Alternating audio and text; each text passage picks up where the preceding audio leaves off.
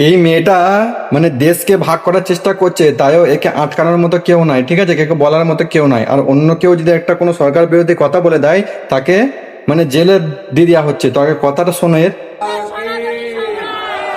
বাংলার বুকে সনাতনী সরকার, এই সনাতনী সরকারের আমলেও সনাতনী সরকারের আমলেও তো মানে দেখতে তো পাচ্ছ খালি একই কথা, সনাতনী সরকার সনাতনী সরকার। মানে চাইছিসটা কি? তাহলে সব ধর্মের একটা আলাদা করে সরকার হোক?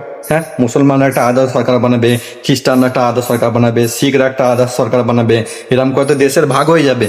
তাহলে এরা যদি এই ভরকা ভাষণগুলো দিচ্ছে, এগুলো যদি একটা দেশে কোনো লোক মানে সত্যি লীলায়, তাহলে সেইটা তো কি হবে বলছো, দাঙ্গা ফাসাদে চলে যাবে। তো আমাদের মাননীয় মুখ্যমন্ত্রী তো নিজে বলেছেন যে আমি সবাইকার মুখ্যমন্ত্রী। দেখুন আগে কথাটা শুনুন। আমি একটি বিতর্কিত কথা বলবো না, আমি মুখ্যমন্ত্রী, আমি এখন সকলের।